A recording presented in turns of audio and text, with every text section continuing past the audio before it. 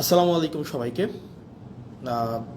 যারা দীর্ঘ বিরতির পর আজকে লাইভে এসেছি, বেশ কিছু বিষয় আমার কাছে মনে হয়েছে আপনাদের প্রতি আমার জবাবদিহিতা রয়েছে এবং সেই দায়বদ্ধতা থেকে আমার কাছে মনে হয়েছে সেই জিনিসগুলো আপনাদেরকে পরিষ্কার করা উচিত, যাতে করে আপনাদের যে সংশয়গুলো তৈরি হয়েছে, অনেকগুলো জিজ্ঞাসা তৈরি হয়েছে, অনেকগুলো প্রশ্ন আপনাদের তৈরি হয়েছে, সেই বিষয়গুলো যেন আমরা পরিষ্কার করতে পারি। সেই জায়গা থেকে আজকের এই লাইভে আসা। তো আপনারা যারা আমাদেরকে পার্লামেন্টে দেখছেন, আমরা পার্লামেন্টে বিরোধী দল হিসেবে আপনাদের প্রতিনিধিত্ব আমরা করছি। আপনারা দেখেছেন গত সপ্তাহটা অনেকটা ইভেন্টফুল একটা উইক ছিল, সেই উইকে আপনারা দেখেছেন সংসদ থেকে বিরোধী দলের ওয়াকআউট আপনারা দেখেছেন, সংসদে আপনারা দেখেছেন সংশোধনী বিতর্ক, সেখানে সংবিধান সংশোধনী বিতর্ক সেখানে হয়েছে। আপনারা দেখেছেন সেখানে বিভিন্ন এমপিরা বিভিন্ন সংস্কার নিয়ে সেখানে তারা তাদের আর্গুমেন্টগুলো সেখানে প্লেস করেছে। আপনারা দেখেছেন সেখানে অনেকগুলো অর্ডিন্যান্স সেখানে বিলে পরিণত করা হয়েছে, আইনে রূপান্তর করা হয়েছে। অনেকগুলো বিলকে সেখানে সংশোধনী আকারে সংসদে উত্থাপন করা হয়েছে, কিছু কিছু বিলকে সংসদ থেকে বাতিল করে দেওয়া হয়েছে, সংসদে উপস্থাপনই করা হয় নাই। তো সেই জায়গা থেকে আমার কাছে মনে হয়েছে আপনারা অনেকগুলো এক্সপ্লেনেশন ডিজার্ভ করেন। আপনারা যারা আমাদেরকে ভোট দিয়েছেন, আপনারা যারা চেয়েছেন আমরা যেন সংসদে যাই, আপনাদের প্রতিনিধিত্ব আমরা করি, আপনারা আপনাদের প্রতিনিধিত্বের জায়গা থেকে আপনারা অনেক জায়গায় আশাহত হয়েছেন, অনেক জায়গায় আপনারা আশা পেয়েছেন। সার্বিক বিষয়গুলো নিয়ে মনে হয়েছে যে আপনারা আমাদের কাছ থেকে কিছু এক্সপ্লেনেশন ডিজার্ভ করেন। সেই জায়গা থেকে চলেন আমরা অনেকগুলো প্রশ্ন আছে, আমরা কেন বারবার ওয়াকআউট করেছি, বিরোধী দল কেন বারবার ওয়াকআউট করেছে, এটা আপনাদের একটা বড় ধরনের একটা প্রশ্ন।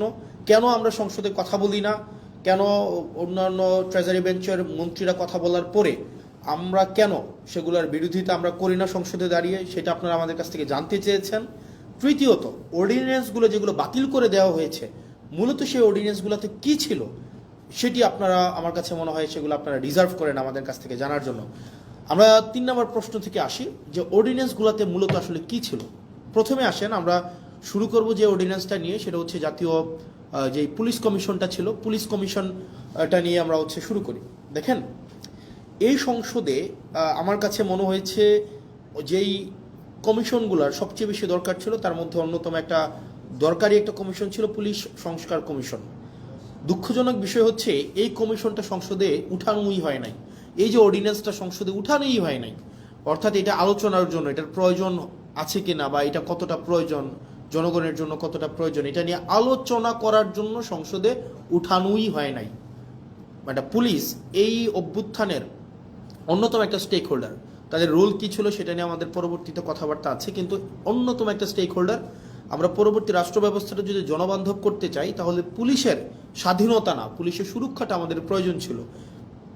কিন্তু দুঃখজনক বিষয় হচ্ছে সেটা নিয়ে এই সংসদে কোনো ধরনের কথা সরকারি দল বলতে দেয়নি।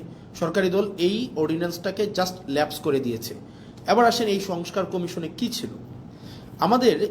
আপনি যদি মনে করে দেখেন তো, আবু সাইদ হত্যা মামলার যে রায়টা হয়েছে, যেই এএসআই ছিল উনি কিন্তু বারবার করে বলছিলেন যে আমার কোনো দোষ নাই, সরকার আমাকে নির্দেশ দিয়েছে, আমি সেই নির্দেশ অনুযায়ী গুলি করেছি।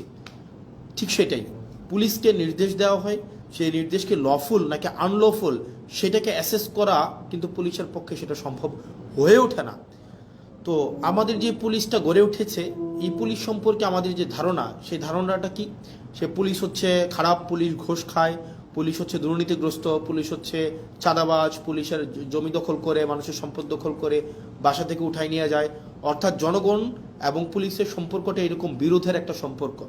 জনগণের বিরুদ্ধে পুলিশের যে একটা চিত্র আবহমান কাল থেকে প্রতিষ্ঠিত করা হয়েছে, এটা আসলে রাষ্ট্রের জন্য কোনো সুখকর নয়। পুলিশ কিন্তু জনগণের বিরুদ্ধে থাকার কথা ছিল না। পুলিশকে যেভাবে ঘুষখোর হিসেবে উপস্থাপন করা হয়েছে, রাষ্ট্র যেভাবে পুলিশকে হাতিয়ার বানিয়েছে দমনপীড়নের, সরকার যেভাবে দমনপীড়নের হাতিয়ার বানিয়েছে পুলিশকে, এটা হওয়ার কথা ছিল না। সেজন্য এই অভ্যুত্থানের পরে আমরা চেয়েছিলাম যে পুলিশকে একটা গুণগত সংস্কার হোক। কিভাবে গুণগত পুলিশের এই সংস্কারটা হোক, সেটা হচ্ছে আমরা চেয়েছিলাম পুলিশের যে একটা অভিযোগ আছে, আপনি দেখেন পুলিশের বর্তমান পরিস্থিতি, পুলিশ হচ্ছে, আমি ব্যক্তিগতভাবে মনে করি রাষ্ট্রের সবচেয়ে নিরীহ যদি রাষ্ট্রের কোনো অঙ্গ সংস্থা থাকে সেটা হচ্ছে পুলিশ। পুলিশকে মারতে বললে মারে, ছাড়তে বললে ছাড়ে, ধরতে বললে ধরে। পুলিশের এর বাইরে কিন্তু কিছু করার নাই। পুলিশকে যেই তার ঊর্ধ্বতন কর্মকর্তা যেই অর্ডার দেয়, সেটা লফুল হোক আর আনলফুল হোক, পুলিশ কিন্তু এটাকে বাস্তবায়ন করতে হয়। সেই জায়গা থেকে আমরা চেয়েছিলাম যে, এবং পুলিশের কিছু সমস্যা আছে। যেমন পুলিশের 1 নম্বর সমস্যা হচ্ছে পুলিশ সারাদিন ডিউটি করতে হয়, মানে অলমোস্ট 24/7 ডিউটি করতে হয়, তাকে ওভারটাইম দেওয়া হয় না। পুলিশ, আপনি যদি রাজারবাগ পুলিশ লাইনগুলোতে যান বা বাংলাদেশের থানাগুলোতে যান, আপনি গিয়ে দেখবেন পুলিশ যে ধরনের হচ্ছে অমানবিক জীবনযাপন করে, মানে পুলিশের যে অমানবিক জীবনযাপন, এটা মানে যেটা আনইমাজিনেবল, এই একটা অমানবিক জীবনের মধ্যে থেকে, এবং তার যে বেতন কাঠামো আছে সেটা নিয়ে কথা নাই বলি, তাকে ওভারটাইম দেওয়া হয় না, তাকে অলওয়েজ সিনিয়রদের যে অর্ডার, এটা আনলফুল হইলেও তাকে এটা বাস্তবায়ন করতে হয়, এবং তাকে এটা বাস্তবায়ন যদি না করে তাহলে তার পদায়ন, তার পদোন্নতি, তার হচ্ছে ট্রান্সফার, এই সবগুলোকে হচ্ছে আটকে দেওয়া হয়।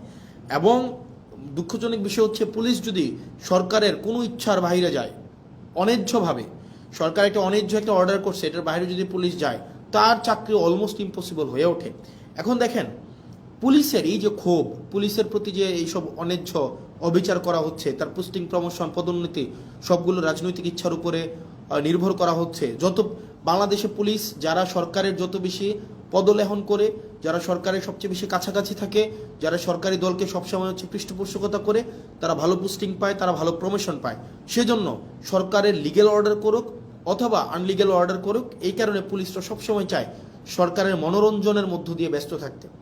এখন এই যে পুলিশের যত অভাব, পুলিশের যত প্রত্যাশা, পুলিশের যত চাওয়া পাওয়া, পুলিশের যত ক্ষোভ, এগুলা নিরসনের জন্য এই গভর্নমেন্ট একটা কাজ করেছিল, মানে ইন্টারিম গভর্নমেন্ট, সেটা ছিল পুলিশ গ্রিভিয়েন্স রিঅ্যাড্রেস প্রোগ্রাম হাতে নিয়েছিল। অর্থাৎ পুলিশের ক্ষোভ নিরসন করা এবং ন্যায্যতার ভিত্তিতে পুলিশের যে প্রয়োজনগুলো, সেগুলোকে নিশ্চিত করার জন্য পুলিশ গ্রিভিয়েন্স রিঅ্যাড্রেস প্রোগ্রাম হাতে নিয়েছিল এই সংস্কার কমিশনে। অথচ বিএনপি সরকার সেটাকে বাতিল করে দিয়েছে।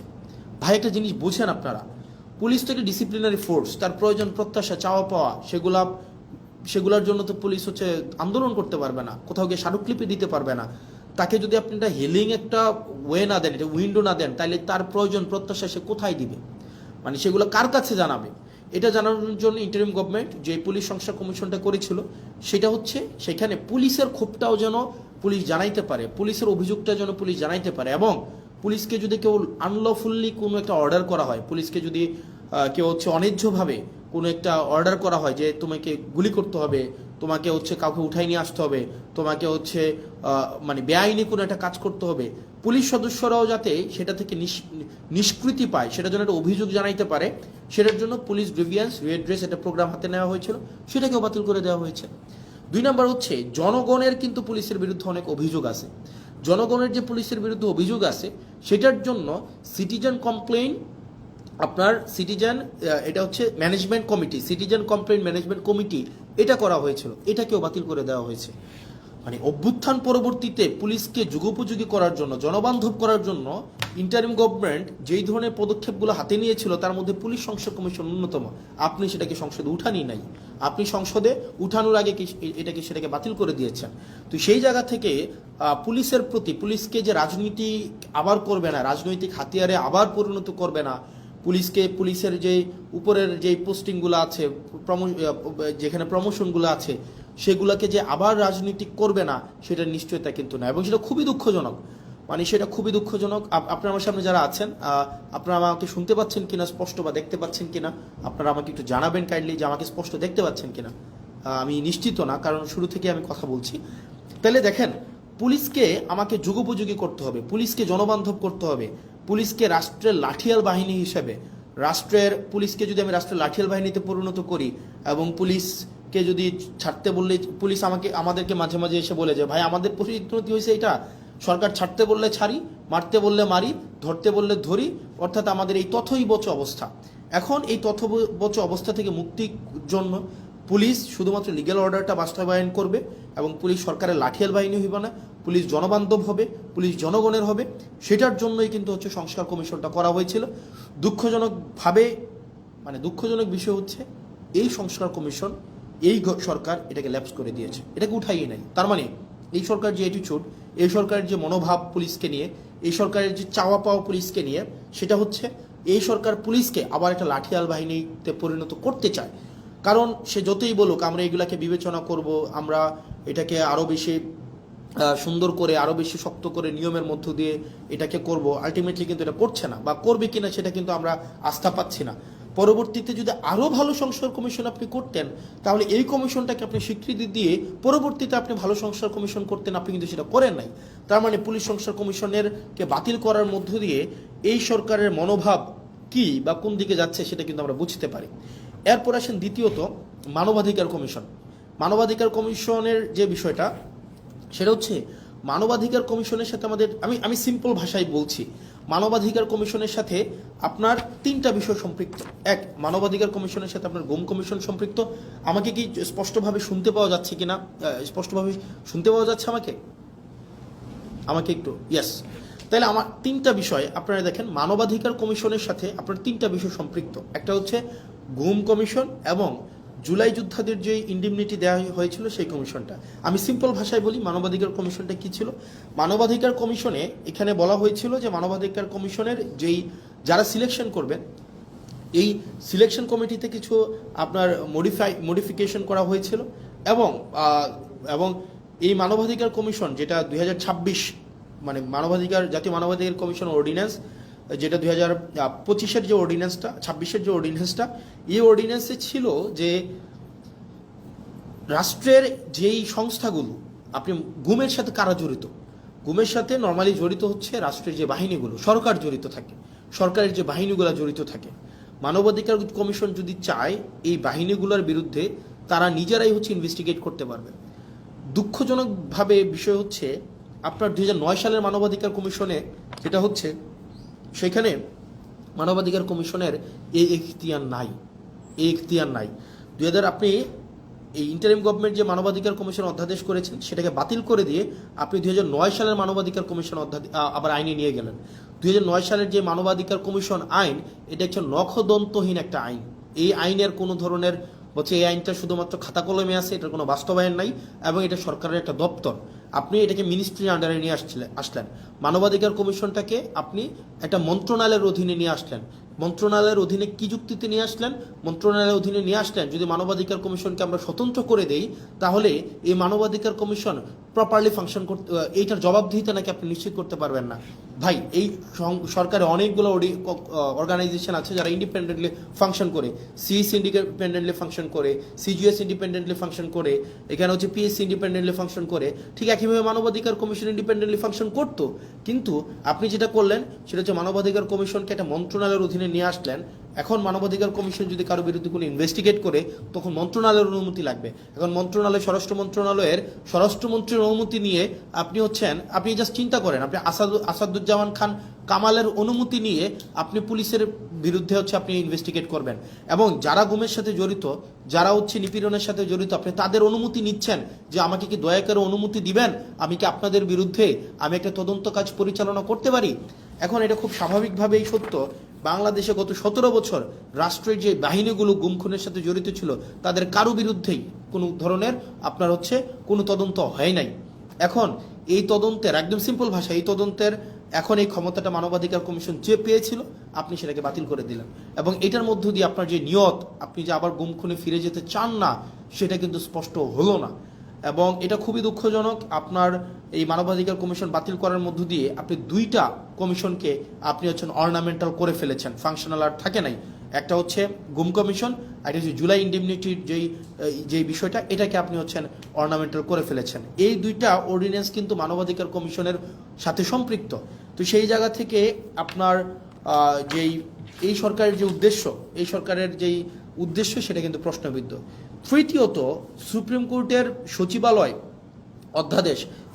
সচিবালয় অধ্যাদেশটাকে আপনি বাতিল করে দিলেন। এটাকে আপনি আবার নিয়ে আসলেন আইন মন্ত্রণালয়ের অধীনে। আপনি বলছেন যে বিচার বিভাগকে আপনি পৃথকীকরণ করবেন, বিচার বিভাগকে আপনি স্বাধীন করবেন, কিন্তু সেটাকে আবার আইন মন্ত্রণালয়ের অধীনে আপনি রাখলেন। এবং এই সরকার, অন্তর্বর্তীকালীন সরকার যতগুলো ভালো কাজ করেছিল এবং যতগুলো কাজ ওয়াইডলি সেলিব্রেটেড হয়েছিল, তার মধ্যে কিন্তু এই সুপ্রিম কোর্টের সচিবালয়ের অধ্যাদেশটা অন্যতম। কারণ একটি বিচারক, খেয়াল করেন, একটা বিচারক যদি নির্মোহভাবে অবজেক্টিভভাবে তার বিচার কার্য পরিচালনা করতে চায়, তাকে আপনি অবশ্যই তাকে সুযোগ দিতে হবে। এখন একটা বিচারকের পোস্টিং, প্রমোশন, পদোন্নতি সবগুলো যদি আপনার আইন মন্ত্রণালয়ের উপরে নির্ভর করে, রাজনৈতিক সদিচ্ছার উপরে নির্ভর করে, তখন দেখা যাবে কোনো রাজনৈতিক কোনো বিবাদে যখন বিচারক কোনো একটা রায় দিবেন, সেই রায় যদি সরকারের পছন্দ না হয়, আপনি তাকে সোজা খাগড়াছড়ি পোস্টিং করে দিলেন, বান্দরবনে পোস্টিং করে দিলেন, এবং তাকে আপনি আলাদা বাজেট দিচ্ছেন না তার বিচার কার্যের যে সচিবালয় পরিচালনা করার জন্য। সেই জায়গা থেকে আপনি একটা মন্ত্রণালয়ের অধীনে রেখে, আইন মন্ত্রণালয়ের অধীনে রেখে আপনি কখনোই স্বাধীন, অবজেক্টিভ, বস্তুনিষ্ঠ, নিরপেক্ষ বিচার কার্য, বিচার বিভাগ আপনি কখনোই এনশিওর করতে পারবেন না। সেজন্য অন্তর্বর্তীকালীন সরকার এই বিচার বিভাগকে পৃথকীকরণ করেছিল, বিচার বিভাগকে এম্পাওয়ার করেছিল, এবং বিচার বিভাগ যেন সে তার নিজস্ব সচিবালয়ের মধ্য দিয়ে তার কার্যক্রম পরিচালনা করতে পারে সেটার ব্যবস্থা নিয়েছিল। কিন্তু বিএনপি এসে কী করলো, সেটাকেও বাতিল করে দিল। মানে এটা ইটস ভেরি আনফর্চুনেট। মানে আপনি এই ধরনের একটা প্রোগ্রেসিভ মুভকে আপনি বন্ধ করে দিয়ে আবার আপনি পিছনের দিকে হাঁটা শুরু করলেন। বিচার বিভাগকে আবার আইন মন্ত্রণালয়ের অধীনে নিয়ে আসলেন, আইনমন্ত্রীর অধীনে নিয়ে আসলেন। আইনমন্ত্রীর ইচ্ছা, সদিচ্ছার উপরে পোস্টিং, প্রমোশন, পদোন্নতি সব কিছু নির্ভর করবে। আইনমন্ত্রী সংসদে দাঁড়িয়ে খুব সুন্দর করে বললেন যে উনার নাকি এই ধরনের ক্ষমতা নাই। মাননীয় আইনমন্ত্রী, আপনি যতই সুন্দর করে বলেন না কেন আপনার এই ক্ষমতা নাই, কিন্তু এই জিনিসগুলো, পোস্টিং, পদোন্নতি, এই বিষয়গুলো কিন্তু আপনার ইচ্ছাতেই হয়ে থাকে, আইনমন্ত্রীর ইচ্ছাতেই হয়ে থাকে, এবং এটা হচ্ছে রেওয়াজ। আপনারা আমাদেরকে রেওয়াজ এবং নিয়মের বারবার যেই ধরনের লিস্ট, বারবার যেই ধরনের আপনারা আমাদেরকে সবক দেন, এই সবকের সেটা অংশ।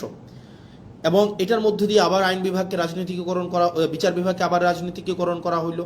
আবার সেখানে জাস্টিস মানিকের মতো আমরা বিচারক পাইতে যাচ্ছি, আবার ওবায়দুল হকের মতো আমরা বিচারক পাইতে যাচ্ছি, যেখানে আপনার রাজনৈতিক সদিচ্ছার উপরে বিচার কার্য পরিচালনা করা হবে, এবং সেটি আমাদের জন্য খুবই দুঃখজনক, এবং সেটা রাষ্ট্রের জন্য একটা ব্যাকওয়ার্ড মুভ।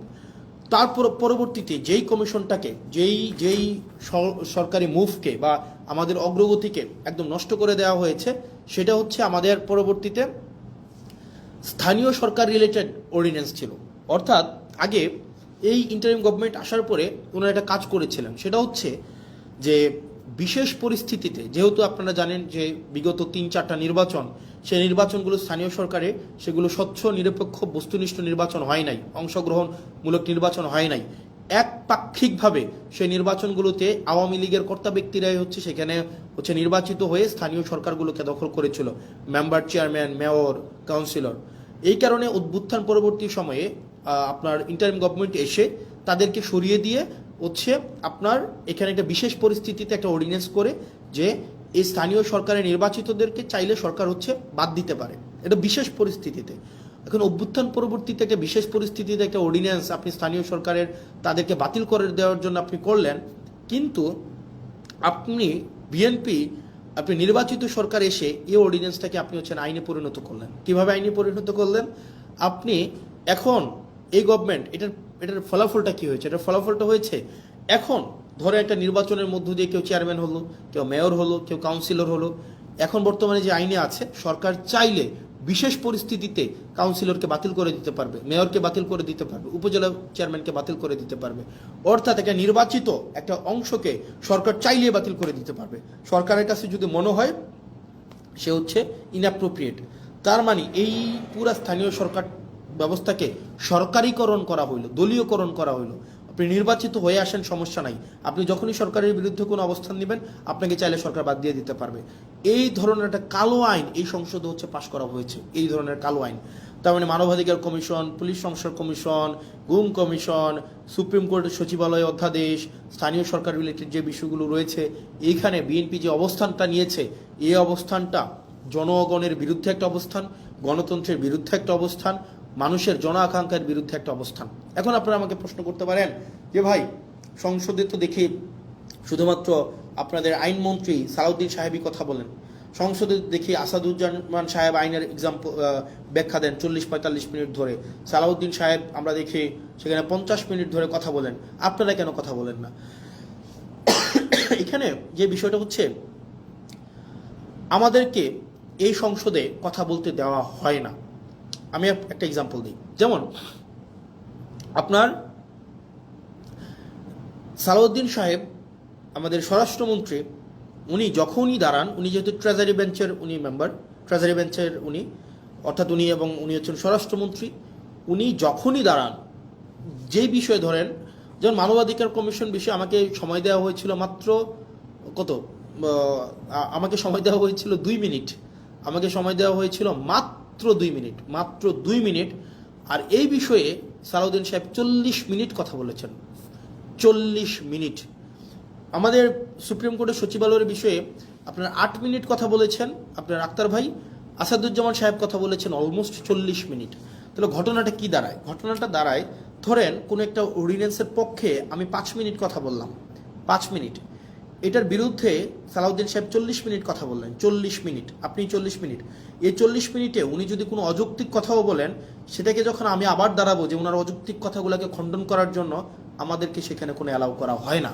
তার মানে আপনি সময় পাচ্ছেন 5 মিনিট আর সালাউদ্দিন সাহেব সময় পাচ্ছেন 40 মিনিট। আপনার কাছে উনার কথাটাই হচ্ছে কি, আপনি উনার মতো করে মনের মাধুরী মিশিয়ে, মেটাফোর দিয়ে, উনি হচ্ছে ইতিহাস টেনে, উনি উনার নিজের ব্যক্তিগত অভিজ্ঞতা, দর্শন সবগুলাকে উনি হচ্ছেন সংমিশ্রণ করে উনার মনের মাধুরী মিশিয়ে উনি কথা বলতে পারেন। এবং সেই জায়গা থেকে আমাদেরকে সময় দেওয়া হয় 2 মিনিট এবং রিকোয়েস্ট করে সময় নেওয়া হয় 1 মিনিট, এবং যখনই আবার সময় চাওয়া হয় তখন আমাদেরকে বলা হয় this is not Shahbag square, it's parliament, which is very unfortunate. কারণ আপনি একই টপিকে আপনার মানবাধিকার কমিশনের বিলের উপরে সালাউদ্দিন সাহেব কথা বলবেন 45 মিনিট, আর সেখানে আমাকে কথা বলতে দিচ্ছেন আপনি 2 মিনিট, আপনি আমাকে 2 মিনিট কথা বলতে দিচ্ছেন। মানে এটা খুবই আনজাস্টিফাইড। যখন এটারই বিরোধিতা আমরা করেছিলাম, যখন এটাই চেয়েছিলাম যে এটার বিরোধিতা হচ্ছে, তখনই হচ্ছে আমাকে বলা হইলো যে this is not Shahbag square, it's parliament. এবং বিএনপি এক ধরনের 2টা কাজে জুচ্চুরি করেছে, জুচ্চুরি মানে সিম্পল জুচ্চুরি করা। জুচ্চুরি করা কি?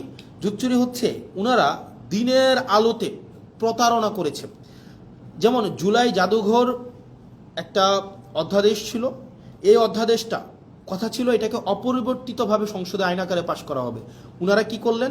উনারা একদম সংসদ শুরু হওয়ার সময়, সংসদ একদম বিলটা পাশ করার 5 মিনিট আগে ওনারা এটাকে সংশোধনী আকারে উপস্থাপন করে ওনারাকে বিলটাকে পাশ করায় নিলেন, যেটা কোনো এটাকে একটা কমিটমেন্ট ব্রিচ করা হয়েছে। এটা কথা ছিল না, কথা ছিল এটা অ্যাজ ইট ইজ পাশ করাবে। এখন আপনি আমাকে বলতে পারেন তাহলে আপনারা প্রতিবাদ করলেন না? আমরা অবশ্যই প্রতিবাদ করেছি, এবং আপনারা যদি দেখে থাকেন তাদের যেহেতু মেজরিটি 2/3, তারা এখন কাউকে আর তোয়াক্কা করার প্রয়োজন মনে করে না। তাদের কথা হচ্ছে আপনারা পার্লামেন্টে থাকলে থাকবেন, না থাকলে নাই, আমার যে আইনটা আমি যেভাবে ইচ্ছা আমি করব এবং যেভাবে ইচ্ছা আমি সেটাকে পাশ করব। এবং ওনারা আরো কয়েকটা জায়গায় ওনারা আমাদের সাথে প্রতারণা করে যাচ্ছেন, বাংলাদেশের সাথে প্রতারণা করে যাচ্ছেন। যেমন কথা ছিল প্রত্যেকটা আইন, পূর্ণাঙ্গ আইন অন্তত 3 দিন আগে সবার কাছে ওনারা হচ্ছে পূর্ণাঙ্গ বিলটা ওনারা হাতে দিবেন। ওনারা 3 দিন আগে হাতে দেন না। ওনারা যেটা করেন, ওনারা হচ্ছে বিলটা সংসদে উত্থাপনের 15 মিনিট আগে আপনাকে এতগুলো পেয়ে যায় না ধরাই দিবে, 15 মিনিট আগে। এবং এই 15 মিনিট আগে আপনাকে এই পুরো বিলটার যদি আপনি একমত থাকেন বা দ্বিমত প্রকাশ করেন, এই 15 মিনিটের মধ্যে আপনাকে জানাইতে হবে। এবং এটা হচ্ছে এক ধরনের পুকুর চুরি করার মতো। এবং আপনারা দেখবেন মানবাধিকার পুলিশ সংস্কার কমিশন, এটা কিন্তু সংসদে উত্থাপনের কথা ছিল, কিন্তু ওনারা এই কমিটমেন্টটা ওনারা ব্রেক করেছেন। ওনারা অনেকগুলা কমিটমেন্ট ওনারা সিরিজ আকারে ব্রেক করেছেন। 1 নম্বরে ব্রেক করেছেন, ওনারা বলেছিলেন 98টা অধ্যাদেশ ওনারা অ্যাজ ইট ইজ পাস করবেন। এই অ্যাজ ইট ইজ 98টা কমিশন পাস করার কথা থাকলেও ওনারা সেই জায়গায় ওনারা হচ্ছেন আমাদের জাতির সাথে ওনারা প্রতারণা করেছেন, ওনারা কমিটমেন্ট ব্রেক করেছেন। দ্বিতীয়ত ওনারা বলেছিলেন খ ক্যাটাগরির 16টা সংশোধন আকারে বিলগুলো হচ্ছে সংসদে উপস্থাপন করবেন, সেখানেও হচ্ছে ওনারা হচ্ছেন কমিটমেন্ট রাখেন নাই, ওনারা সংশোধিত আকারে উত্থাপন করে নাই। অনেকগুলা বিল, যে বিলগুলো মানবাধিকার কমিশন, পুলিশ সংস্কার কমিশন, তারপরে হচ্ছে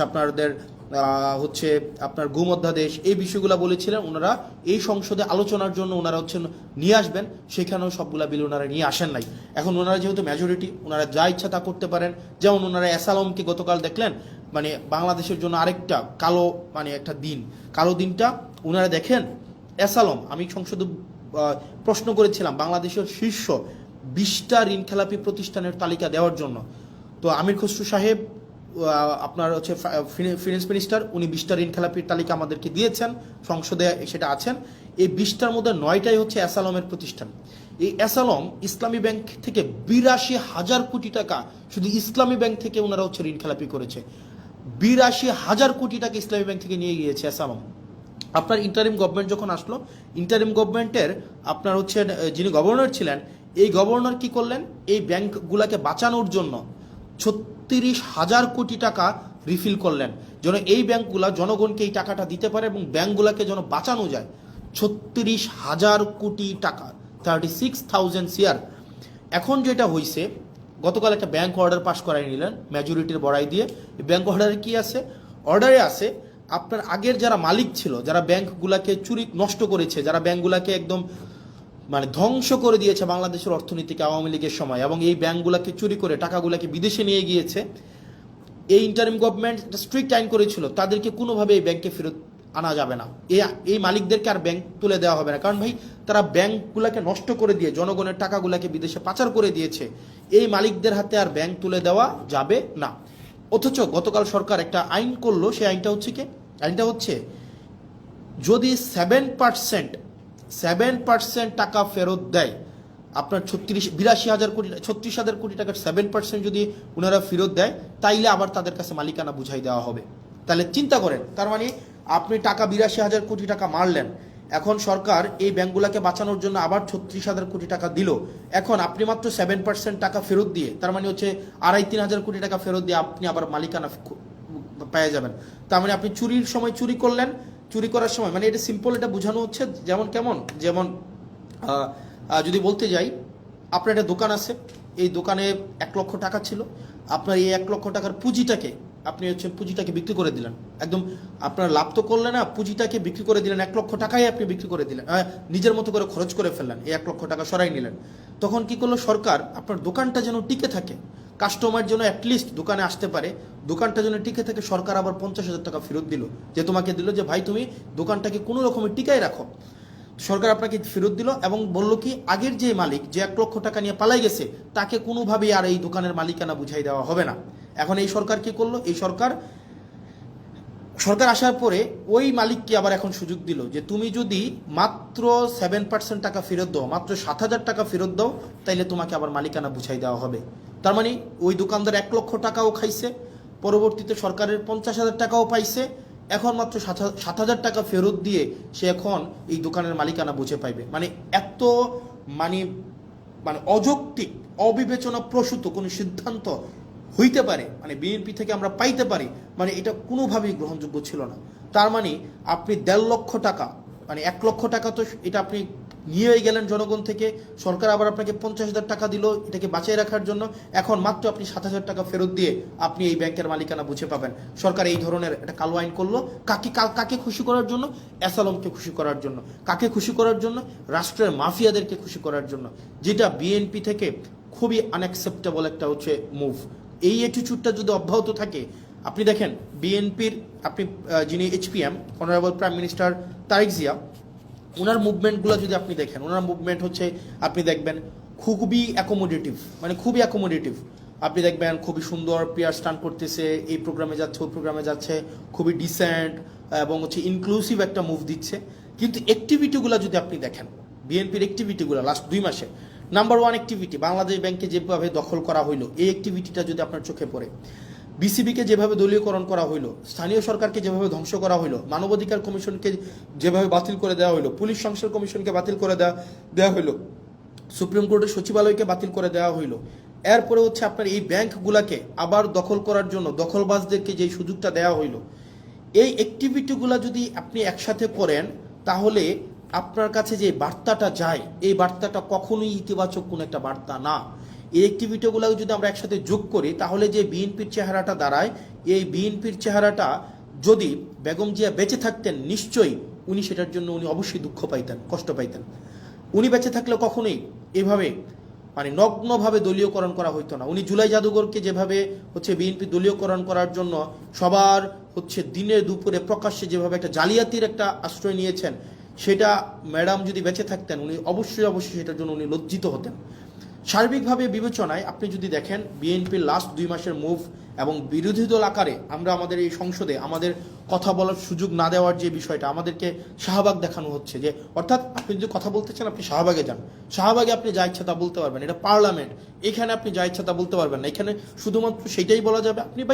আপনি বিরোধী দল, আপনি মাত্র এই কয়টা সিট নিয়ে আসছেন, আপনি আবার এত বেশি সময় পাবেন কেন? ভাই আপনি একজন 40 মিনিট ধরে উনি ক্লাস নিতে পারেন, সেখানে আমাদেরকে সময় দেওয়া হয় 2 মিনিট, রেকর্ডে আছে। আপনি যদি দেখেন, আমরা যখন একটা বিলের বিরুদ্ধে দাঁড়াইলাম, মানবাধিকার কমিশনের বিলের বিরুদ্ধে দাঁড়াইলাম, আমাকে সময় দেওয়া হলো যে মিস্টার আবদুল্লাহ আপনার সময় 2 মিনিট। আর এইটার রিভার্টাল যখন আসাদুজ্জামান সাহেব দিলেন, উনি 25 মিনিট প্লাস হচ্ছে উনি রিভার্টাল দিলেন। তার মানে উনার কোনো সময় মানে নাই, উনি যতক্ষণ ইচ্ছা কথা বলতে পারবেন। উনি দাঁড়াইলেই উনার মাইক অন করবেন, উনি সালাউদ্দিন সাহেব দাঁড়াইলেই উনার মাইক অন হবে, এবং উনার রেকর্ডের জন্য উনারা সব কিছু বলতে পারেন। কিন্তু আমাদের রেকর্ডের জন্য আমাদের মাইক অন করা হয় না। আমরা 50 বার 20 বার শুরু থেকে যদি হাত তুলে রাখি, আমাদেরকে এই সময়টা দেওয়া হয় না। এটা নাকি সংসদের রেওয়াজ। তো সংসদের রেওয়াজ এবং সংসদের আইন আসলে কোনটা কি, সবগুলো হচ্ছে সরকার যেভাবে চাইবে সেটাই, যেটা অভ্যুত্থান পরবর্তী সময়ে যেটা আমাদের জন্য অপ্রত্যাশিত ছিল। প্রিয় বাংলাদেশবাসী, আপনাদের আমাদের কাছে মনে হয়েছে, আমার কাছে মনে হয়েছে আপনারা কিছু এক্সপ্লানেশন ডিজার্ভ করেন। কারণ দিন শেষে আমরা কিন্তু আমরা হচ্ছে দিন শেষে কোনো না কোনোভাবে আমরা বেনিফিটেড। আমরা যারা ক্ষমতায়, আমরা যারা চেয়ার পেয়েছি, আমরা যারা মন্ত্রী হয়েছি, আমরা যারা এমপি হয়েছি, আমরা কোনো না কোনোভাবে বেনিফিটেড। এটা নিঃসন্দেহে, এটা বলার কোনো সুযোগ নাই, আমরা বেনিফিটেড। কিন্তু যারা জীবন দিয়েছে, যারা আত্মত্যাগ করেছে, যারা রাস্তায় নেমে এসেছিল, যারা হচ্ছে জুলাইয়ে, আরেকটা ইম্পর্টেন্ট বিষয়, জুলাইয়ের কথা মনে হওয়াতে, খুবই পুর স্ক্রিপ্টেড একটা নাটক বিএনপি আপনারা হচ্ছে পার্লামেন্টে করছে, খুবই পুরলি স্ক্রিপ্টেড। সেটা হচ্ছে কি, ওনারা বলতেছে, বারবার বলতেছে ওরা জুলাই সনদের পক্ষে, মানে বারবার কিন্তু বলতেছে জুলাই সনদের পক্ষে, যে আমরা প্রত্যেকটা দাড়ি কমা সহ আমরা জুলাই সনদ বাস্তবায়ন করব। তো আমরা যখন বলতেছি যে জুলাই সনদের অর্ডারটা আপনাকে বাস্তবায়ন করতে হবে, তখন যেটা হইল, ওনারা একদিন একটা নাটক সাজাইল। ওনাদের পন্থী কিছু ছাত্রদল, যুবদল সহ অনেকে আছে যে তাদের এই অভ্যুত্থানে ফেসিবাদ বিরোধী প্রত্যেকটা রাজনৈতিক দল সমানভাবে অংশগ্রহণ করেছে। তাদের আত্মত্যাগ ছিল, তাদের দীর্ঘ লড়াই ছিল, তাদের দীর্ঘ হিস্ট্রি ছিল। তো ওনারা কি করলেন, কিছু সিলেক্টিভ আহতকে, কিছু সিলেক্টিভ, একদম সিলেক্টিভ কিছু আহতকে বিরোধী দলীয় যেই গ্যালারিটা আছে সেই গ্যালারিটাতে এনে বসাইলো, এবং ওনাদেরকে বলে দেওয়া হলো, পরবর্তীতে ওনাদের মধ্যে অনেকগুলো আহত আমাদের কাছে আসছে যে ভাই আমরা তো বুঝি নাই যে আসলে আমাদেরকে কি কারণে নিয়ে আসা হয়েছে, আমাদেরকে জাস্ট বলা হয়েছে আপনাদেরকে গাদ্দার বলার জন্য, এবং আপনাদেরকে যেন আমরা বেশিং করি, আপনাদেরকে যেন আমরা হচ্ছে ওখান থেকে আপনাদেরকে বেশিং করি, এবং আপনাদের বিরুদ্ধে যেন আমরা স্লোগান দিই। এই স্ক্রিপ্টটা বিএনপির জন্য, মানে শোনেন, আপনারা বিএনপির যারা আছেন 217 জন এমপি আছেন, ইট ডাজন্ট ম্যাটার, আপনারা হচ্ছেন সরকারে আছেন, ইট ডাজন্ট ম্যাটার। মানে ধরেন কি করতে পারবেন, ম্যাক্সিমাম গুম করে ফেলতে পারবেন, উঠাই নিয়ে যেতে পারবেন বাসা থেকে, এই জার্নিটা এখানে থামাই দিতে পারবেন, সো হোয়াট ভাই। মানে জীবনে তো ধরেন আপনার মানুষের সাথে যদি কানেক্টেড থাকি, মানুষ যদি আস্থা রাখে, বিশ্বাস রাখে, এর থেকে বড় প্রাপ্তির আর কিছুই নাই। আপনারা ওই দিন যে স্ক্রিপ্টটা সাজাইলেন, আপনারা যে নাটকটা সেদিন সংসদে করলেন, এবং আমরা দেখলাম মাননীয় প্রধানমন্ত্রী প্রত্যেক আহতের সাথে একজন একজন করে কথা বলে আসার পরেই ওই আহতরা ওই গ্যালারি থেকে আমাদেরকে বিভিন্নভাবে, ওখানে আপনারা দেখলেন এটা সিন ক্রিয়েট করা হয়েছে, এবং ওনারা আমাদেরকে বিভিন্নভাবে গালাগালি দিলেন। ওনারা বললেন আমরা জুলাই সনদ চাই, বিএনপি যেভাবে চাই আমরা সেভাবে চাই। তো আমরা জিজ্ঞেস করলাম বিএনপি কিভাবে চাই বলেন তো? ওনারা বললেন না, বিএনপি যেভাবে চাই আমরা সেভাবে চাই। আমি বললাম তো বলেন না বিএনপি কিভাবে চায়। না আমরা এত কিছু বুঝি না, বিএনপি যেভাবে জুলাই সনদ চাই আমরা সেভাবে চাই। এর মাঝখানে 3-4 জন আছে আমাদের কাছে এসে বললো যে ভাই আমরা খুবই দুঃখিত, আমরা আপনাদের সাথে এইভাবে আচরণ করার কারণে, কিন্তু আমাদেরকে এইভাবেই বলা হয়েছে, আমরা যেন আপনাদের বিরুদ্ধে স্লোগান দেই, আমরা যেন আপনাদেরকে হচ্ছে ওখানে অপমান করি, আমরা যেন আপনাদের বিরুদ্ধে এই ধরনের কথাগুলো বলি। মানে it's very unfortunate Mister Tarique Zia, honourable prime minister Tarique Zia, it's very unfortunate আপনি পার্লামেন্টে থাকা অবস্থায় এই ধরনের একটা নাটক করা হবে এবং এটার ডিরেকশন আপনি দিবেন।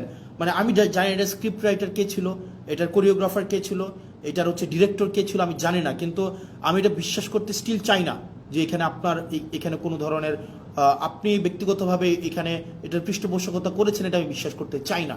কিন্তু এটা যদি হয়ে থাকে এটা ভেরি আনফর্চুনেট, এটা আপনার জন্য একটা ডিসক্রেডিট। কারণ আপনি এই ধরনের একটা মানে সংসদে যারা মানে বিএনপিপন্থী জুলাই, জামাতপন্থী জুলাই যুদ্ধে এইভাবে ক্লাসিফিকেশন করবেন এবং তাদেরকে দিয়ে প্রেস কনফারেন্স করিয়ে আমাদের বিরুদ্ধে কথা বলাবেন, এবং তারা পরবর্তীতে এসে তারা বুঝবে, তারা স্বীকার করবে যে তাদেরকে ব্যবহার করা হয়েছিল, এর থেকে দুঃখজনক Mister Tarique Zia, honourable prime minister, কিছু হইতে পারে না। এবং এটা আপনার জন্য খুবই ডিসগ্রেস, আমি একজন পলিটিশিয়ান, আমি হচ্ছে একই সংসদে বসি, এবং আমার কাছে মনে হয়েছে লাস্ট 1 মাসের অ্যাক্টিভিটিতে আমাকে অবশ্যই কথা বলতে হবে এবং আপনারা যেই কাজটা করেছেন, আমি জানি না কে এটা স্ক্রিপ্ট রাইটার ছিল, কে এটা ডিরেক্টর ছিল, এটা যদি আপনারা করে থাকেন, এই যে জুলাই যোদ্ধাদের মধ্যে যেই বিভাজন আপনারা করলেন এবং তাদেরকে যেভাবে রাজনৈতিক টুল হিসাবে আপনারা ব্যবহার করলেন, এটা আপনার জন্য এটাতে আপনার লজ্জিত হওয়া উচিত। এবং আমি বিশ্বাস করতে চাই আপনি এই ক্ষেত্রে কোনো ধরনের আপনার নিজস্ব কনসেন্ট ছিল না। আর আপনাকে যারা বুঝিয়েছে, এই স্ক্রিপ্ট রাইটার যারা ছিল, ডিরেক্টর যারা ছিল, তারা আপনাকে বিপদে ফেলবে। প্রিয় দেশবাসী, আমাদের দেশ যেদিকে যাচ্ছে, আমাদের বাংলাদেশ যে পথে হাঁটছে, আমরা যেদিকে যাচ্ছি, কোনো ইতিবাচক বার্তা আমাদেরকে দিচ্ছে না। আমাদের যারা আত্মত্যাগ দিয়েছিল, তারা যে কারণে আত্মত্যাগ করেছিল, রাষ্ট্রের স্ট্রাকচারাল রিফরমেশনের জন্য। কিন্তু দিন শেষে রাষ্ট্রের স্ট্রাকচারাল রিফরমেশন তো হচ্ছে না, আমরা সেটা পারছি না, এটা আমাদের ফেইলিওর, আমরা বারবার বলে যাচ্ছি। এবং বিএনপি থেকে প্রত্যাশা আরও বেশি ছিল। তবে থ্যাংক ইউ বিএনপি, আপনারা এই রং মুভগুলো নিচ্ছেন এবং জনগণ আপনাদেরকে কিভাবে দেখে আপনারা মানুষের কাছে যান। এবং আপনারা যে মনে রাখবেন, বয়স আমার মাত্র 27 বছর 7 মাস, ছোটো মুখে অনেক বড় কথা বলছি। আপনারা সংখ্যাগরিষ্ঠতার যে একটা আত্মতুষ্টিতে আপনারা ভুগছেন, আত্মবিশ্বাসী হওয়াটা ভালো, কিন্তু আত্মতুষ্ট আপনারা যেভাবে হচ্ছেন যে আপনারা যা ইচ্ছা তা করতে পারবেন এই সংখ্যাগরিষ্ঠতার 2/3 মেজরিটির এই বড়াই দিয়ে, মনে রাখবেন সংখ্যাগরিষ্ঠতা কখনোই ভালো কিছু নিয়ে আসে নাই। আপনার 96-তে, আপনার 91-তে সংখ্যাগরিষ্ঠতা ছিল, আর at the end of the day রাষ্ট্রের সংকটের দিকে আপনারা নিয়ে গিয়েছিলেন। 2001-এ যখন আপনারা সরকার গঠন করলেন, তখন আপনারা হচ্ছেন সংকটের দিকে নিয়ে গিয়েছেন। রাষ্ট্র, সরকার, জনগণ আপনাদেরকে সুযোগ দিয়েছিল আপনারা আবার ইতিহাসের ইতিবাচক একটা অংশের পার্ট হওয়ার, কিন্তু দুঃখজনক বিষয় আপনারা সেটা হন নাই। এবং আমাদের অনেক এমপিও আছে, বিএনপির মন্ত্রীদেরকে আসলে রাগাইতে চায় না, মনে করে যে এলাকার বাজেট টাজেট বন্ধ করে দিবে, উন্নয়ন কার্যক্রম বন্ধ করে দিবে, তাদের সাথে আসলে সম্পর্ক নষ্ট করে কী লাভ, আবার সম্পর্ক ভালো রেখেও কী লাভ। যেটা সত্য সেটা বলতে হবে। আমার এলাকার বাজেট বন্ধ করে দিবেন, দেন। আমার এলাকার উন্নয়ন কার্যক্রম বন্ধ করে দিবেন, দেন। পুলিশ আমাকে সহায়তা না করার জন্য আপনারা ফোন দিয়ে বলে দিবেন পুলিশ যেন আমাকে সহায়তা না করে, দেন। আপনি এডমিনকে, প্রশাসনকে বলে দিবেন হাসনাতের এলাকায় হাসনাতকে সহায়তা করিয়েন না, দেন, সমস্যা নাই। দিন শেষে আমি এটা বিশ্বাস করি, বাংলাদেশের জনগণ আমাদের পক্ষে আছে, দেবিদ্বারবাসী আমার পক্ষে আছে। এবং আমার বরাদ্দ বন্ধ করে দেওয়া, আমার এলাকার পুলিশকে আপনারা ফোন দিয়ে বলে দিবেন আমাকে যেন হেল্প না করে, কোনো সমস্যা নেই। আপনি ধরেন এটা যদি মনে করেন আপনার এই ক্ষমতাটা স্থায়ী, এটা সবসময় থেকে যাবে, এটা মানে এটা কোনোভাবেই সম্ভব না। মানে আপনারা আমাকে অসহযোগিতা করেন, ওয়েলকাম। দেবিদ্বারবাসী জানে, দেবিদ্বারবাসী এমনি 17 বছর ধরে বঞ্চিত ছিল, হয়তো আর কিছুদিন থাকবে। আপনারা আমার হয়তো উন্নয়ন কার্যক্রম আটকাই দিবেন, আমার বিভিন্ন কাজ আটকাই দিবেন, পুলিশ হয়তো আমাকে অসহযোগিতা করবে, অ্যাডমিনিস্ট্রেশন আমাকে হয়তো অসহযোগিতা করবে, কিন্তু সত্য বলা থেকে আমাকে বিরত রাখতে পারবে না। সংসদে চেয়ার তো কি হয়েছে ভাই, একটা লাইফে, একটা জীবনে, মানে 2টা ডাল ভাত খায় বেঁচে থাকলেই তো হয়েছে, এর বেশি তো কোনো কিছুর দরকার নাই। মানে মাইরা ফেলবেন, ফাইন, মাইরা ফেললে একটা মহৎ কোনো কিছুর জন্য মৃত্যু, একটা স্বাভাবিক একটা বিছানায় পড়ে মৃত্যু, দুইটা তো সেম না। একটা মহৎ কিছুর জন্য মৃত্যু, আমি নিজেই তো আত্মতুষ্টিতে থাকবো যে না, একটা মহৎ কিছুর জন্য মারা গিয়েছে বা মেরে ফেলা হয়েছে, সো হোয়াট। পরিবার, ব্যক্তিগত স্বার্থ, ব্যক্তিগত চাহিদা সব কিছুর ঊর্ধ্বে উঠে এই বাংলাদেশের দলের ঊর্ধ্বে উঠে বাংলাদেশের স্বার্থ আমাদের প্রয়োজন আছে। বিএনপির আপনারা যারা আছেন, সরকারের আপনারা যারা আছেন, শুধু তো সরকারের বিএনপি নাই, সরকারের গণ অধিকার পরিষদ আছে, সরকারের রাষ্ট্র সংস্কার আছে, আন্দোলনের সাকিব ভাই আছেন। আপনারা যে চুপ করে থাকেন, এগুলো বাংলাদেশকে খুব দুঃখ দেয়, বাংলাদেশের মানুষকে খুব দুঃখ দেয়। যারা জুলাই রাস্তায় নেমে আসছিল, এই জুলাই যারা রাস্তায় নেমে আসছিল, তারা আমাদেরকে এমপি বানানোর জন্য রাস্তায় নেমে আসে নাই, তারা রাষ্ট্র সংস্কারের জন্য আসছিল। দুঃখজনক বিষয়, আপনারা কার প্ররোচনায়, কার কথায় বা কিভাবে আপনারা একটা ব্যাকওয়ার্ড মুভ নিয়েছেন, সেটা আমাদেরকে অনেক বেশি আমাদেরকে কষ্ট দেয়। প্রিয় বাংলাদেশবাসী, আমরা আবার আমাদেরকে এই বিষয়গুলোকে আপনারা আমলে নেবেন। আমাদের যে প্রয়োজন, রাষ্ট্রের কাঠামোগত যে পরিবর্তনগুলো, আমাদের রাষ্ট্রের কাঠামোগত পরিবর্তনগুলোকে আমাদের অবশ্যই নিয়ে আসতে হবে। মানে নো ম্যাটার হোয়াট, কে বাধা দিচ্ছে, কিভাবে বাধা দিচ্ছে, আমাদেরকে রাষ্ট্র কাঠামোর পরিবর্তন না হওয়া পর্যন্ত আমাদের এই লড়াই চালাই যেতে হবে। কিন্তু অত্যন্ত দুঃখজনক বিষয়, দেখেন, মানে এটা আমাদের জন্য খুবই দুঃখজনক। আন্দোলনের সময় দেখা যায় নিম্নবর্ণের মানুষগুলা, নিম্নবর্গের রাজনৈতিক কর্মীরা রাস্তায় এসে জীবন দেয়, ব্যবসায়ীরা তখন এসে টাকা পয়সা দেয়, আন্দোলনের পরে দেখা যায় হচ্ছে রাজনীতিবিদরা আবার ব্যবসায়ীদের সাথে হাত মিলায়, রাজনীতিবিদরা তাদের পদ পদবি পায়, যেমন আমরা পেয়েছি। আমি নিজেকে সেখান থেকে আলাদা করছি না, কিন্তু দিন শেষে জনগণ কিছুই পায় না। মানে আমরা জনগণের জন্য আসলে কি করতেছি? সবগুলা করতেছি দলের জন্য, সবগুলা করতেছি ব্যক্তির জন্য, সবগুলা করতেছি নিজের জন্য। মানে এই পিপলটা কোথায়? পিপল তো আমাদের মধ্যে নাই, মানে আমাদের মধ্যে তো পিপল নাই। মানে আমরা জনগণের জন্য তো কিছু করতেছি না। যারা কোনো কিছু না পাওয়ার জন্য রাস্তায় নেমে আসছিল, যে এই ছেলেটা, আপনাদের মনে আছে জুলাইতে একটা ছেলে মাথার মধ্যে কড়াই বেঁধে পিছনে এইচএসসির এডমিট কার্ডটা বেঁধে রাস্তায় নেমে আসছিল, এই পোলাপয়েন্টগুলো কেন আসছিল রাস্তায় বলেন তো?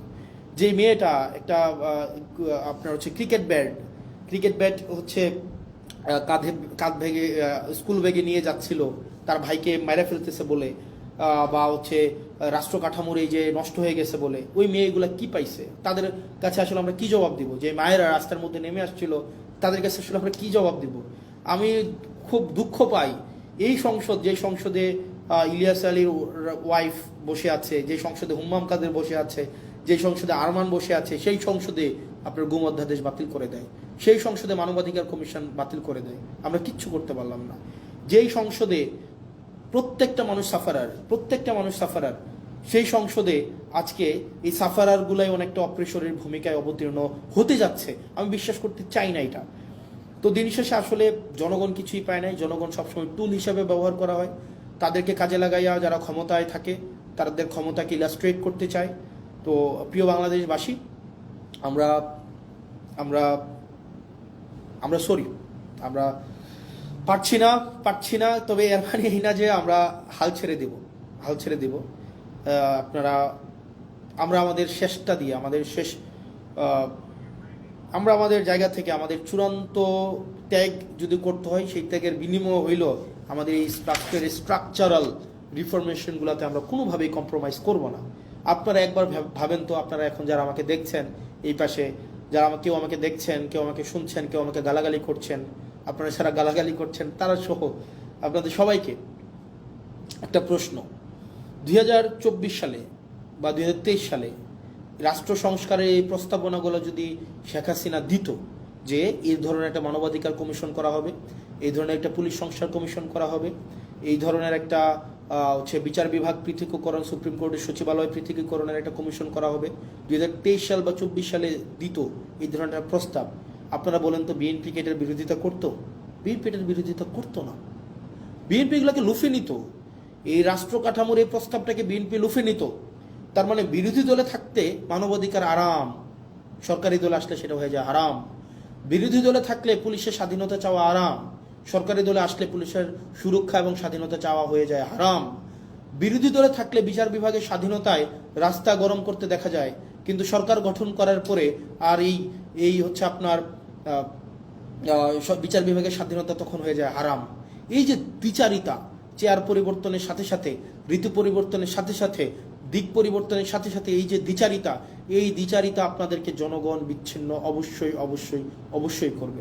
প্রিয় দেশবাসী, আমরা আমাদের জায়গা থেকে প্রত্যেকটা মানুষ, আমি বিশ্বাস করতে চাই, আমাদেরকে আর এই যে ধরেন ওই যে একটা কথা আছে না, ভূগোল বুঝাইয়া আমাদেরকে জনগণ বিরোধী কোনো ধরনের কর্মসূচি করে ফেলবে সরকার, এই সরকারি এই সুযোগ আমরা দিব না। জীবন চলে গেলে জীবন দিব, যান চলে গেলে যান দিব, কিন্তু রাষ্ট্রবিরোধী, সরকারি বিরোধী মানে কোনো ধরনের কোনো কার্যক্রম করতে দেব না। রাষ্ট্রবিরোধী, জনগণ বিরোধী।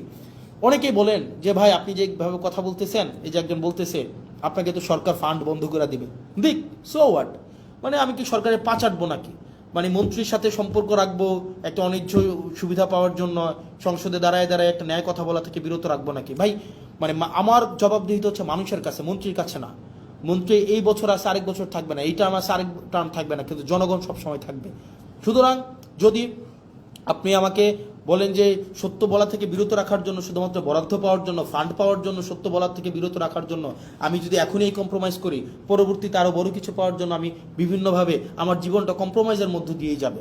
না দিল, ফান্ড বন্ধ করে দিল, পুলিশ আমাকে হেল্প করা বন্ধ করে দিল, অ্যাডমিনিস্ট্রেশন আমাকে হেল্প করা বন্ধ করে দিল, যে আমাকে অনৈধ্যভাবে আমাকে আমার পথকে বাধাগ্রস্ত করবে, তারা তাদের ফলাফল সেটা কোনো না কোনোভাবে পাওয়া যাবে।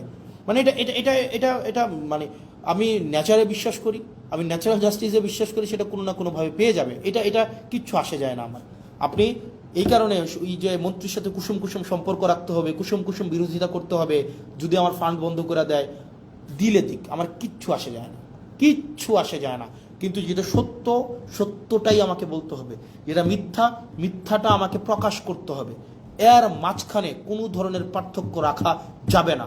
পুলিশ আমাকে সহযোগিতা করলেও আমার কিচ্ছু আসে যায় না, প্রশাসন আমাকে সহযোগিতা করলেও কিচ্ছু আসে যায় না, সরকার আমাকে সহযোগিতা করলেও আমাকে কিচ্ছু আসে যায় না, আমার হচ্ছে মন্ত্রীরা আমার বিরোধিতা করলেও আমার কিচ্ছু আসে যায় না, মন্ত্রী আমার ফান্ড বন্ধ করে দিলেও আমার কিচ্ছু আসে যায় না, সচিবরা আমাকে অসহযোগিতা করলেও কিচ্ছু আসে যায় না।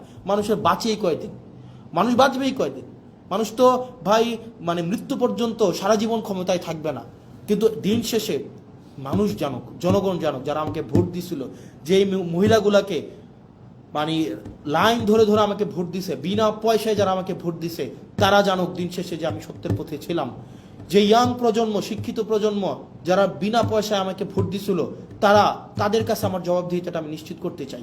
আমি বিশ্বাস করতে চাই, আমি যদি সত্যের পথে থাকি, সেক্ষেত্রে যদি সরকার আমাকে বাধাও দেয়, জনগণ আমার পাশে দাঁড়াবে।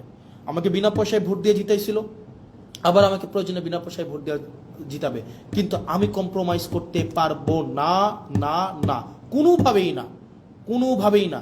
আমি মিডিয়াকে দেখেছি দালালি করতে, মিডিয়ার যে দালালি, মানে এটা মানে এটা এটা পৃথিবীতে মানে পৃথিবীতে যদি কোনো উদাহরণ হয়ে থাকে মিডিয়ার দালালি, এটা বাংলাদেশে হচ্ছে 1 নাম্বার হবে মিডিয়ার দালালি। মিডিয়া, মিলিটারি, ব্যুরোক্রেসি সবাই এখন আবার হচ্ছে মানে জি হুজুর আবার কালচারে চলে গিয়েছে। এই জি হুজুর কালচারে এনসিপি যাবে না, জি হুজুর কালচারে এনসিপি রাজনীতিবিদরা যাবে না, কোনোভাবেই যাবে না, কোনোভাবেই না। আপনি আমার চেহারা নিয়ে কথা বলেন, আপনি আমাকে চেহারা নিয়ে আমাকে ট্রোল করেন, আপনি আমাকে কালো বলেন, হোয়াট এভার, এগুলো আমার কিচ্ছু আসে যায় না। মানে এটা দিয়ে আপনি আমাকে থামাইতে পারবেন? কোনোভাবেই না, নেভার, কোনো ওয়েতেই না ভাই। যেটা সত্য, এই সত্য যত মানে ইভেন আমার জীবনের যদি কষ্ট হয়, আমার জীবনের যদি স্যাক্রিফাইস হয়, সেইটা থেকে আপনি আমাকে বিরত রাখতে পারবেন না, যতদিন না পর্যন্ত এই স্ট্রাকচারাল রিফরমেশনগুলো তৈরি হবে, মানে আপনার স্ট্রাকচারাল রিফরমেশনগুলো বাস্তবায়ন না হয়, ততক্ষণ পর্যন্ত আমাদের এই লড়াই চলবে, আমাদের লড়াই চলবে। আপনি সংসদে আমাদেরকে লবিতে আসা বলবেন বয়স কত, মাত্র এতদিন, আর অপেক্ষা করো, অপেক্ষা করো, দরকার আছে শত্রু বাড়াইয়া, দরকার আছে শত্রু বাড়াইয়া।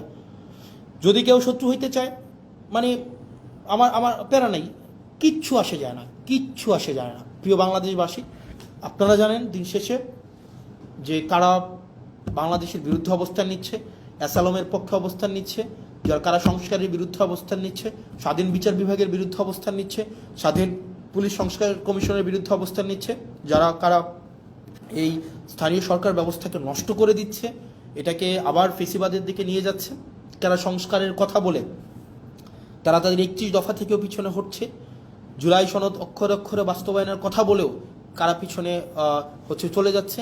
এই জিনিসগুলাই শিক্ষিত প্রজন্ম, আপনারা নিশ্চয়ই আপনাদের বিবেক বিবেচনা সুবোধ আছে এবং সেই বিষয়ে আপনারাই হচ্ছেন সিদ্ধান্ত নেবেন। আপনারা ভালো থাকবেন, সুস্থ থাকবেন। যারা গালাগালি দিচ্ছেন তাদের গালাগালিকে আমি স্বাগত জানাই, সেটার কখনোই প্রতিবাদ করি নাই, সেটা অব্যাহত রাখেন, সেটা নিয়ে কিচ্ছু আসে যায় না। কিন্তু একই সাথে সাথে এটাও আপনারা তো এমনি নিষিদ্ধ আছেন এখন, আপনাদের নেতা, আপনাদের দেখবেন নেতারা হচ্ছে বিদেশে বিলাসবহুল জীবনযাপন করে আওয়ামী লীগের। আপনারা যারা রাস্তায় এসে 30 সেকেন্ডের একটা স্লোগান দিয়ে দৌড় মারেন হচ্ছে আপনার আলোক গতিতে, আপনাদের নেতারা হচ্ছে বিদেশে বসে বসে জন্মদিন পালন করে, বড় হচ্ছে গাড়িতে ঘোরাঘুরি করে, বিভিন্ন বড় বড় শপিং মলে হচ্ছে শপিং করে। তো নেতার পা আপনারা যারা চাটেন, আপনার নেতার পা চাটার আগে একবার ভাইবেন আপনারা কাদের পা চাটতেছেন। আবার যখন যদি আপনার হচ্ছে এই পা চাইটা কোনো লাভ নাই রে ভাই, এই পা চাইটা লাভ আছে। আপনি দেশে হচ্ছে পুলিশের দৌড় খাবেন, আপনাকে জনগণ পিটাবে, আপনাকে রাজনৈতিক দলগুলো আপনাকে দৌড়ের উপরে রাখবে, আর আপনার নেতারা বিদেশে আরাম আয়েশের জীবন কাটাবে। আপনি হচ্ছেন এদিকে হচ্ছে বুড়িগঙ্গার তীরে হচ্ছে জীবনযাপন করবেন, 200 টাকা ভাড়ায় বাসায় থাকবেন অন্ধকার গরমের মধ্যে, আর আপনার নেতা ট্যাম্পসের মধ্যে অথবা দুবাইয়ের হচ্ছে নদীর মধ্যে ইয়ট নিয়ে ঘুরে ঘুরে বেড়াবে এবং সেখানে হচ্ছে উনি জন্মদিন পালন করবে। তো এই বিষয়গুলো একটু মাথায় রাখেন যে কার পিছনে যাচ্ছেন এবং হচ্ছে কাদের জন্য রাজনীতি করছেন। আর আপনারা যারা অনেকে আছেন নেতার পা চাটেন, নেতার পিছনে পিছনে নেতার পা চেটে জীবনটাকে ধ্বংস করে দিচ্ছেন, এই এখন নেতার পা চাটতেছেন, কিছুদিন পরে নেতার ছেলের পা চাটতে হবে, এখন চাটতেছেন নেতার পা, নেতার পা চেটে কোনো লাভ হয় নাই, এরপরে চাটবেন নেতার ছেলে। নেতার ছেলে সবসময় নেতাই হবে। আর দিন শেষে আপনারা যারা চাটার উপরে থাকেন, চাটাচাটি যাদের হচ্ছে কর্ম, চাটাচাটি যাদের হচ্ছে জীবিকা, চাটাচাটি ছাড়া যাদের মনস্তত্ত্বের মধ্যে স্বাধীনতা নাই, যারা মানসিকভাবে স্বাধীন না, যারা মানসিকভাবে হচ্ছে মানে চাটামিকে যারা জীবিকা হিসাবে নিয়েছেন, দিন শেষে আপনাদের চাটতেই হবে। এখন কিছু আগে চেটেছেন নেতার বাবাকে, এখন চাটতেছেন নেতাকে, কিছুদিন পরে চাটবেন নেতার ছেলেকে। এটাই হচ্ছে আপনাদের নিয়তি। যদি এটা না করতে চান, স্বনির্ভর হতে চান, সত্যকে সত্য বলতে চান, মিথ্যাকে প্রকাশ করতে চান, তাহলে এইসব চাটাচাটি বাদ দেন।